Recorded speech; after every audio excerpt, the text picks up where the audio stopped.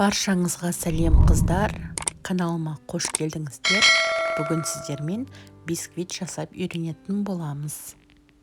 Бисквиттеріңіз дәл менікіндей идеальны болу үшін дауысын шығарып, видеоны толық қараңыз.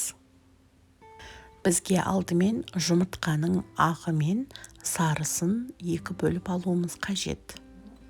Бізге толық 200 грамм жұмыртқаның ағы, яғни белок қажет болады. Қыздар, осы жерде мұқият боламыз. Жұмыртқаның ағын бөліп жатқан кезде сары осы түсіп кетпеу қажет. Тағы да бір ескерте кететін жағдай, біздің ыдысымыз пластмасс болмауы қажет. Және де ыдысымыз таза, құрғақ болуы керек.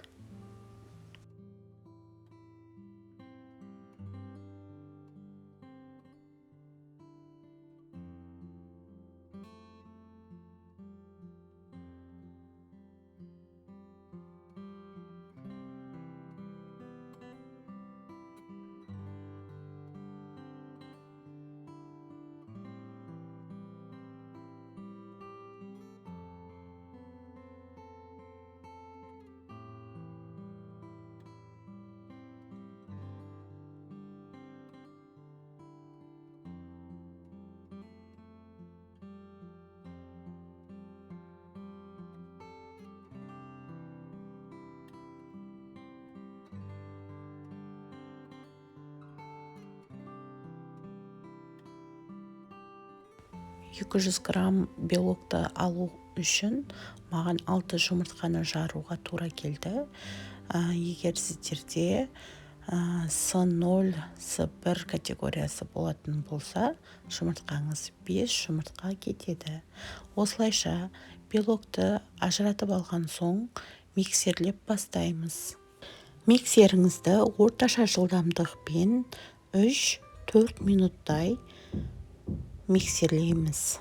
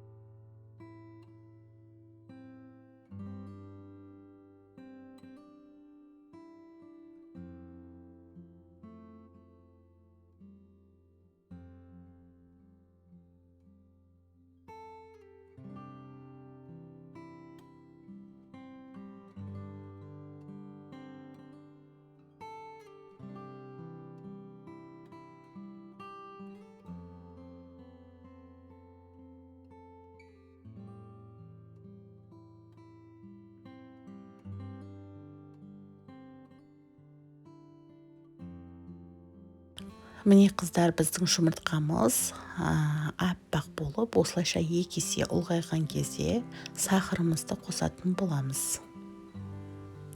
Барлық мөлшерлемесін видеоның астына жазып өтемін.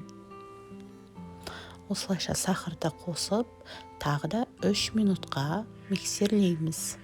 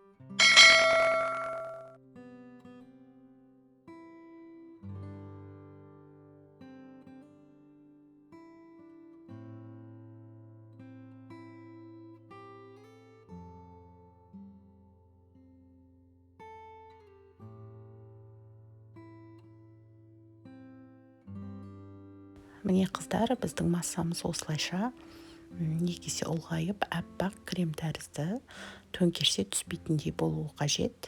Осыдан соң сары уызымызды салып, жақсылап тағы да 2 минуттай миксерлейміз.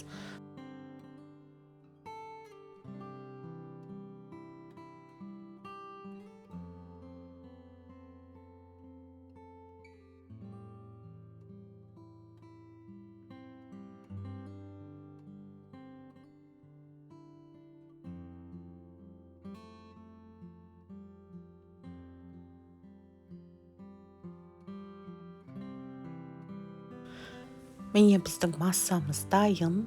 Келесі кезекте ұнымызды алдын ала жақсылап електен өткізіп аламыз.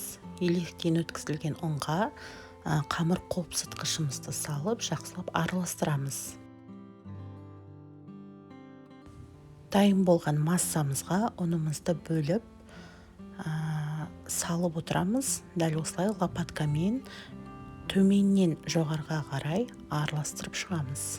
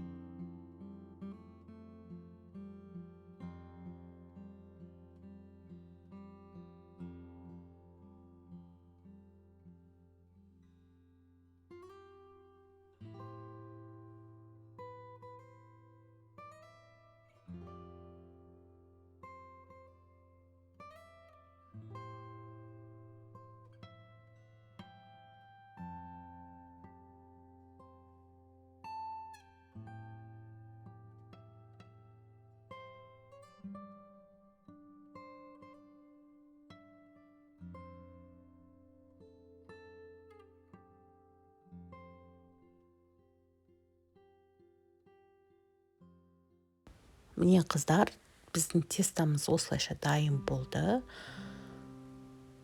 Жақсылап араластырып алып, формамызды дайындаймыз. Форма менде 22 сантиметр диаметрі. Астына фольганы төсеп, ағып кетпес үшін тестамызды жақсылап осылай әдемілеп салып шығамыз.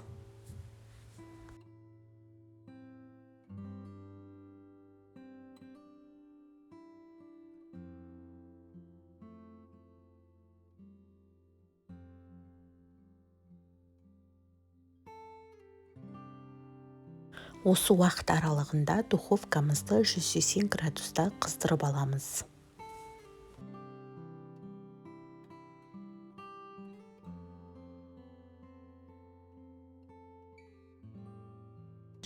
градус қызып тұрған пешімізді 140 градусқа ауыстырып, формамызды, яғни бисквитімізді саламыз.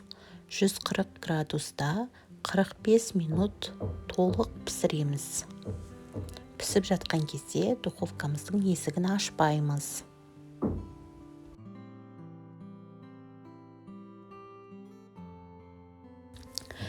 Міне біздің бисквитіміз осылайша көтеріліп пісіп шығады. Духовкадан алғаннан кейін осындай сеткаға төңкеріп суытатын боламыз.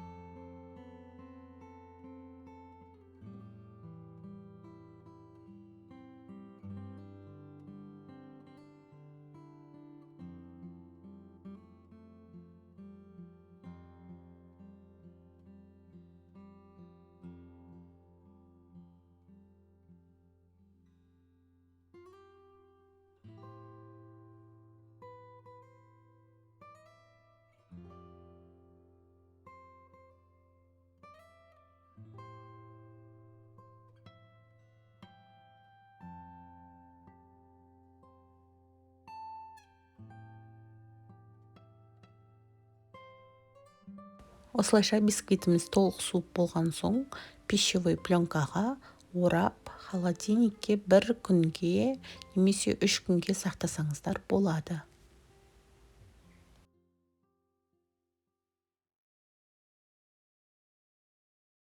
дәл осы бисквитпен түрлендіріп неше түрлі торттар жасасаңыздар болады. Өте дәмді шығады. Міндетті түрде пісіріп көріңіздер. Сіздерге видео ұнаса лайк басып, тіркелуді ұмытпаңыздар. Баршаңызға рахмет. Сау болыңыздар.